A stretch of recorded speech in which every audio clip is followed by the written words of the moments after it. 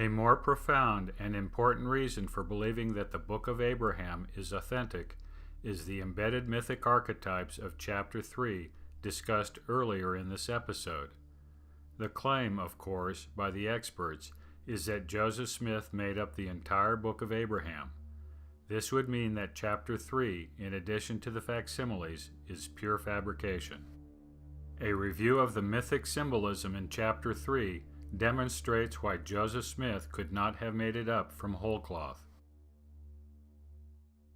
The first part of Chapter 3 is dedicated to a description of a grouping of planets.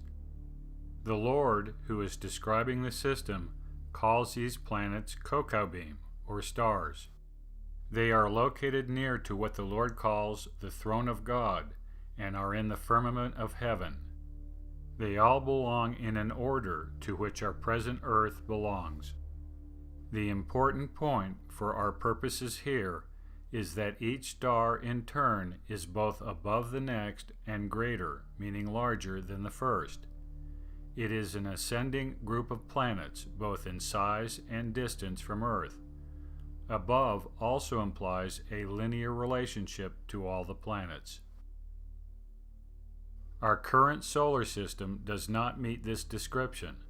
The planets are never grouped in a line due to their different periods of orbit around the Sun.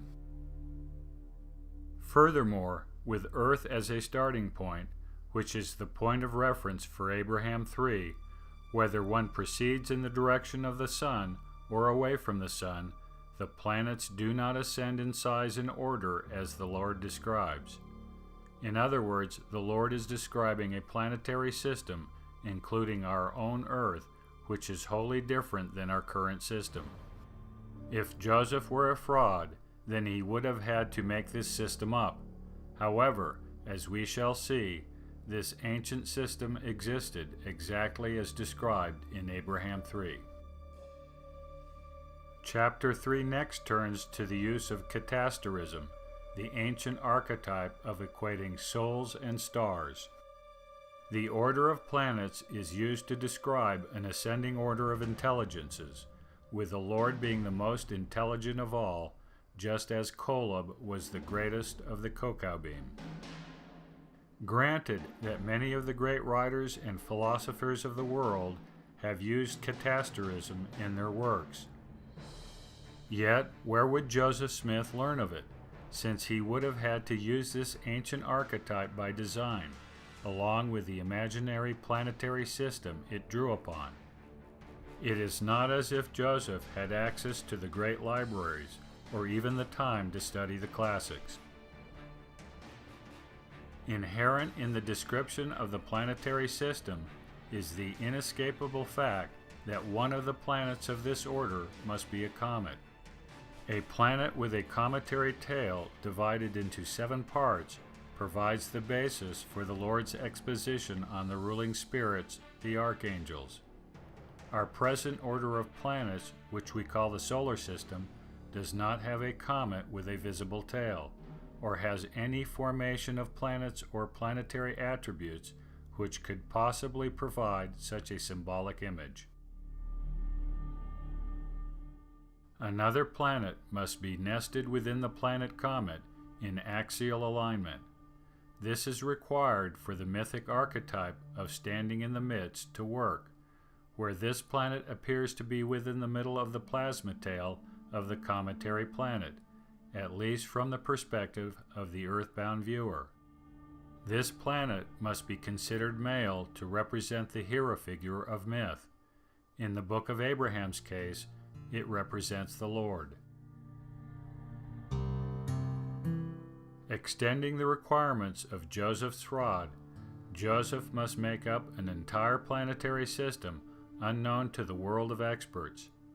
This system must include the Earth. It must fit the symbolic requirements embedded in Chapter 3. It must also provide the physical basis for the mythological archetypes found throughout the ancient world. Lastly, this planetary system must be independently verified by scholars wholly unconnected with the LDS Church or, more generally, with Mormonism. Dave Talbot and Wal Thornhill have reconstructed the ancient congregation of planets, which they call the polar configuration, exactly as chapter 3 of the Book of Abraham describes. Joseph describes this very system in facsimile number 2.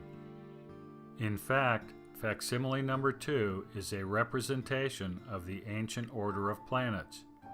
The concentric circles of the facsimile correspond to the nested planets, with the horizontal and vertical bars and squares forming the cruciform pattern of the polar configuration.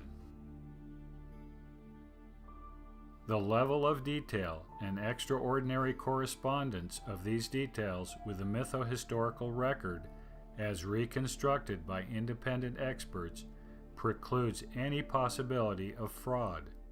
One cannot simply make up a new planetary system unknown to mainstream science and construct it so that it fits the historical record and works within a complex symbolic framework. Of course, mainstream Egyptology knows nothing of these things, and therefore is not competent to adjudicate whether or not Joseph was a fraud. Instead of being a fabrication, chapter 3 of the Book of Abraham is an authentic record penned by the patriarch himself. Joseph Smith was a faithful translator in all respects.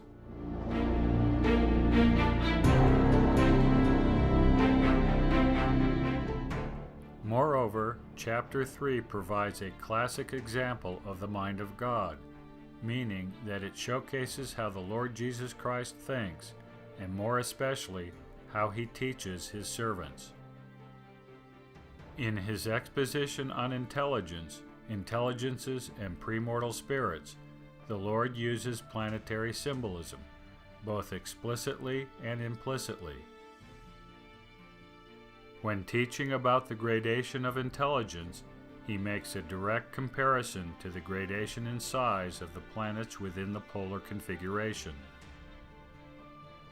When teaching about the rulers amongst the premortal spirits, he is not explicit, but uses an aspect of the ancient order of planets, the cometary tail of one of these planets, which is to be identified as the planet Venus, as the substructure of a complex parable. The Lord uses the polar configuration most often as the substructure of his teachings and of gospel symbolism in general. It is often unrecognized, since the overt symbols are disguised in everyday terms. One of the best examples of this type of teaching are the Kingdom of Heaven parables of the New Testament. Every single one has a planetary basis, though outwardly disguised. The tip-off to its planetary substructure is the formulaic introduction, "The kingdom of heaven is like unto." The kingdom of heaven, of course, is a planet.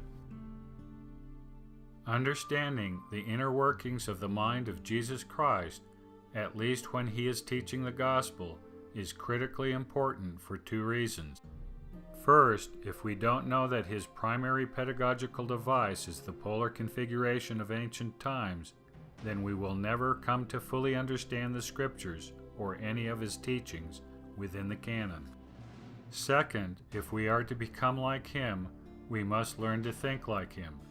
His thoughts must be our thoughts, and his thinking our thinking. How else are we to become gods if we fail to think like gods?